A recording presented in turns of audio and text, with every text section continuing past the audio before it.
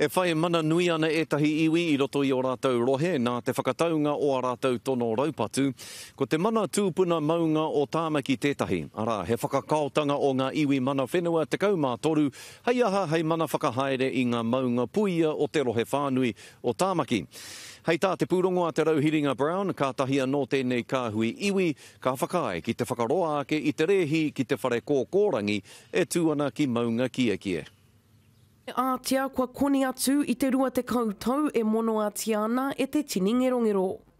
Mai kore ko te mana tūpuna maunga o tāmaki makaurau, te kaumāwha anō ngā tau e toitu ai tēnei whare. To be able to have a relationship like this with Stardome on Maunga Kia and an iconic taonga for our people, and the mātauranga that's going to come in here in an increased way is just very, very exciting. Koina I tētahi o ngā kokenga whakamuatanga a te mana tūpuna maunga mai I tōna oroko timatanga I te whakataunga o ngā kokoraho I te tau 2000 te kaumāwha.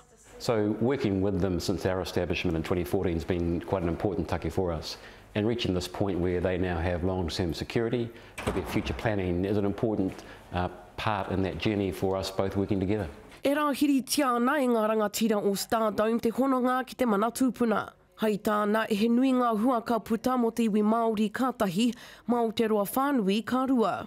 And I think right now is a fantastic time because there's, with the Tupuna Maunga Authority being in existence for 5 years now and Stardome really understanding what it means to be on this maunga and what our obligation is. Fascinating story that Māori have to tell about their cosmos and about the heavens and about the world that we live in.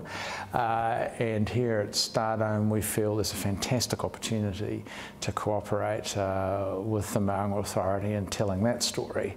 Hei tā ngā kai whakahaere, ko te kaupapa nui e arotahi ngiana I rātau I tēnei wā, ko Matariki. Te Rauhiringa Brown, te karere.